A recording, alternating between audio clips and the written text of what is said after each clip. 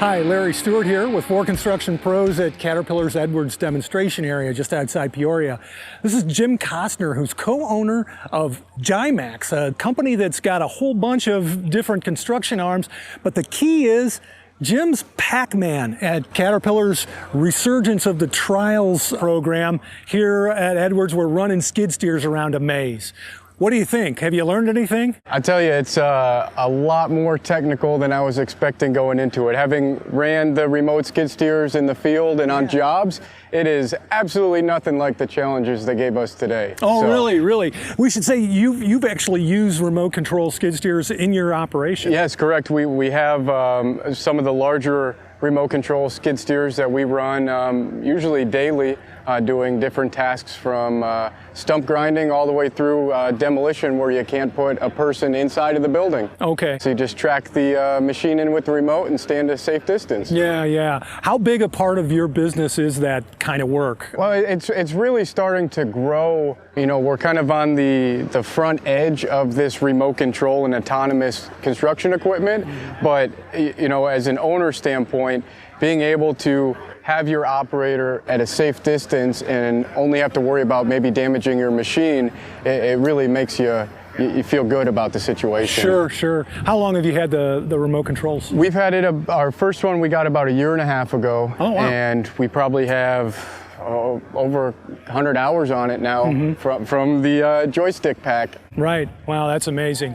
And you know, we should say this maze thing is a big photo shoot, right? You're running machines out there, doing a lot of standing around, getting a lot of direction and that sort of thing. But there's really some action involved too. There's right? definitely still some operator talent that's needed to run these things. Yeah. What do they have you doing? What surprises you about the way they're asking you to operate? Well, it's just with the, you know, usually you can see from behind when you're operating in front of, but with the maze challenge here, we're up on the side, we're having all these different angles and we're blocked by the dirt walls, and it's just it's a whole new animal for sure. Yeah, a lot more issues with sight lines and stuff. Which is the key to running remote, is making sure you can, you know, see all sides of your machine at all times.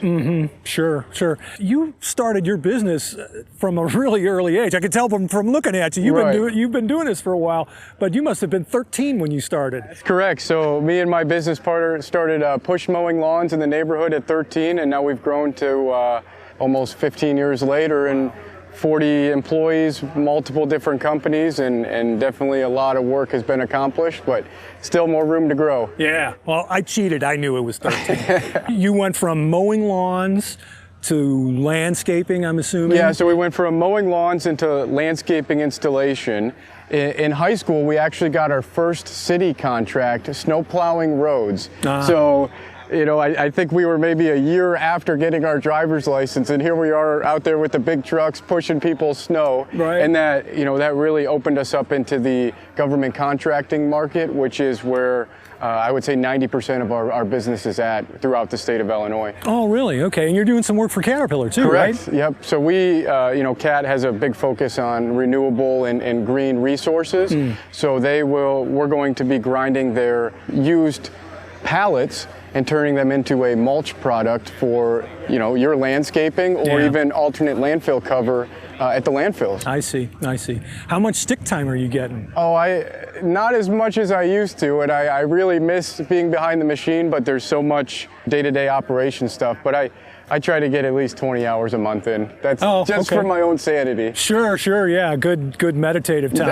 That's right. How many folks do you employ? So we are just under 50 employees between all of our companies that we have. Anything that you've seen so far that you're with the Pac-Man project that you're thinking, boy, I can't wait to do this? Well, you know, if I got to make something like this to start training my operators, that's the real challenge. I see. Yeah, if they can get through the maze, right. They can go pick up some logs off the side of the road. Right. You don't have to worry about them running into light standards or anything. That's right. All right. Well, thanks so much for your time, Jim. Best of luck with the rest.